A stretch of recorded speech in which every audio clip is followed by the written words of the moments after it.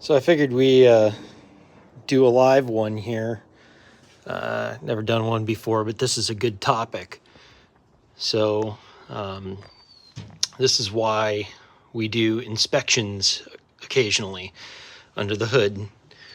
I have a tendency to putter around in the garage, and I look at things and I inspect closely and look for leaks and check my belts. And I don't just look at things, I feel it. I put my hand here, I can feel there's a little bit of a groove getting worn into this belt. I'd expect that with the alternator pulley being the way that it is. It sits a little bit proud of it, but it's still good. It's not shredding it. But I get over here and I'm checking out my master cylinder, which I put in some time ago. And I actually found two problems. And I don't mind admitting my mistakes when I make them, but I do make them. It happens as many years as I've done this.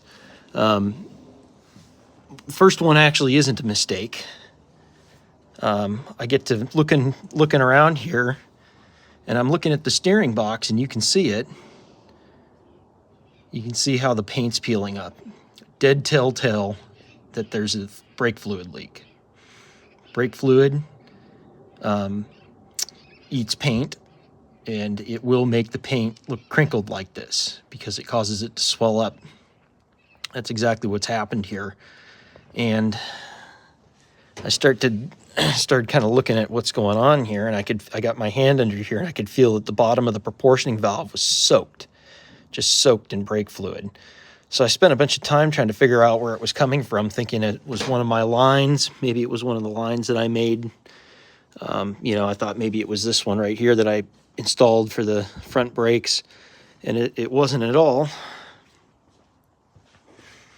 It's actually the metering valve here, which screws into what I would call a fluid block. It was seeping out of right here. Now I didn't put this together. This came assembled. It came assembled as part of the proportioning valve, and it was loose. I just got to looking at it. That's where the fluid was coming out of. What I did was, and this is a good tip for you, what I did was I cleaned all this off with some brake clean, got in the car, and I stood on the brakes for a minute just to see where the fluid was coming from. And it was seeping through the threads right here. Put a 7/16 wrench here on the metering valve, and sure enough, it was loose. That's where my fluid leak was coming out of. And there's a little cap that goes on there, and you can see the cap's got fluid on it.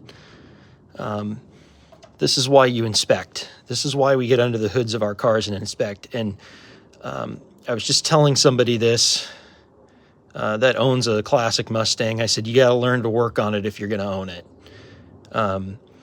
You need to learn to inspect it if you're going to own it. Could have been a very serious problem. Now, it's a dual master cylinder. I would have only lost half of my brakes, but eventually it would have happened. But, you look for these clues. I can see that there was a leak under here, and sure enough, that's where it was right there. So that was the first thing that I found. The second one that I found was a mistake on my part, and I still can't believe that I made this mistake, but this is the second issue.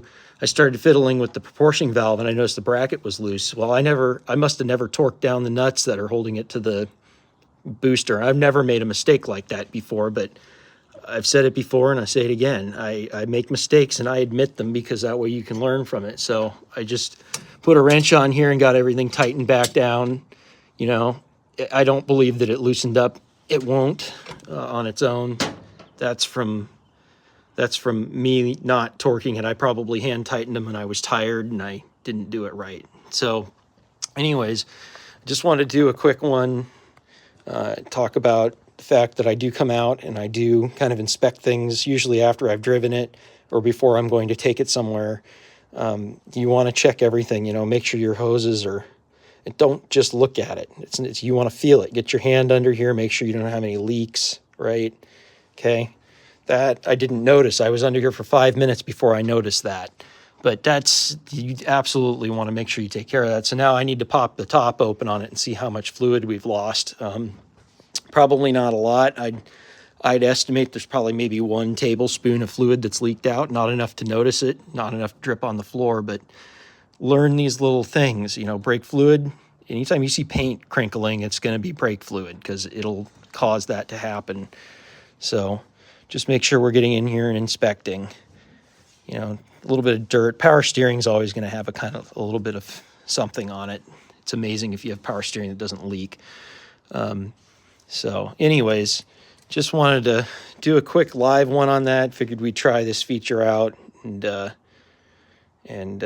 you know, go over that because it's a real important one.